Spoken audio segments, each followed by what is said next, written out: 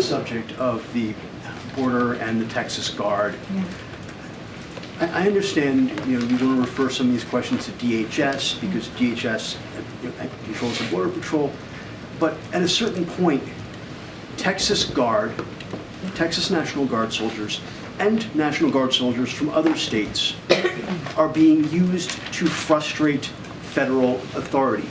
They are being used to get in the way of federal immigration enforcement and to flout a court order from a federal court. At what point does the president step in and say, enough of that, these are American soldiers, I am federalizing the National Guard and ordering them to let the Border Patrol do their jobs because they took an oath to the Constitution and I am their commander-in-chief? When does enough become enough? So I'll say this. I'm not going to speculate on any actions the president could use. I'm just not. I'm just not going to do that.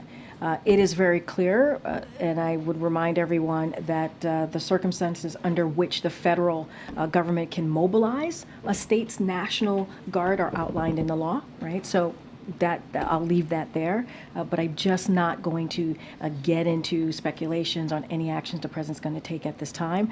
And I'm going to reiterate, if these Republican governors actually cared about doing something to deal with the challenges at the border, about doing something, real meaningful actions, right, to deal with the immigration system that's been broken for decades under Democrats, under Republicans, not just this president, then they would reach out to their representative, their congressional representatives, their senators and Congress members in their state who I'm assuming they know well. I'm assuming they've worked with them on issues that deals with the federal government.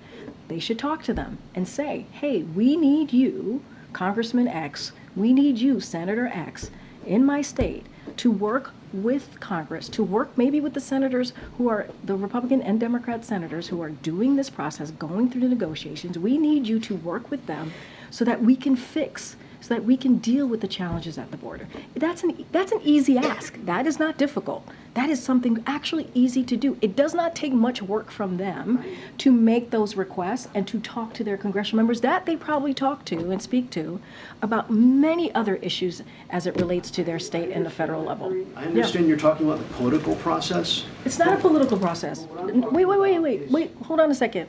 It's not a political process for a governor in their state to talk to their congressional members about taking legislative actions. That's not politics. That's just the right thing to do on behalf of their constituents. That is not politics. But what I'm saying is that this appears to be a concerted effort led by the governor of Texas and joined by Republican governors, encouraged by the Republican likely nominee for president, who I know you cannot talk about up there, to flout federal authority, to undermine federal authority. And you don't seem to be willing to say that the president will uphold the authority of the federal government. So I've already answered this question multiple times, and I'm happy to repeat myself to you, Andrew.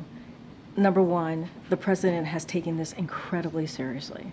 Incredibly seriously. When you have a president for their first legislative action is to deal with immigration and put forth a comprehensive plan to Congress, because that's the way you're going to actually deal with this issue.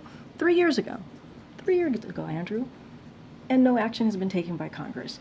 When you have a president that has been working with negotiators via obviously his team here with Republicans and Democrats in the Senate to have a real conversation, to talk about, in good faith, to talk about comprehensive ways to deal with policy, comprehensive ways to deal with funding, to deal with the immigration system, that's a president that's taking it very seriously. The president had Republicans and Democrat leaders here and ranking members of those committees. In that conversation had to deal with Ukraine, but that came up as well. And the president said, it is important for Congress to act. We have been saying this. If you have a Republican governor that is playing political stunts and continues to do that and put actually the Border Patrol agents in harm's way and preventing them to do their job, that's a political stunt. We're gonna call that out too. DHS has taken action, DOJ has taken action. That's a president that's taking it really seriously. I can't speak to DOJ actions, obviously, but those things are being taken very seriously because Border Patrol agents need to get to the area to do their jobs, to enforce the law. So if you think about it, you're asking about our legal authority. The governor is literally getting in the way of Border Patrol agents to do their jobs, enforcing the law. That's a problem, and that's something for him to answer.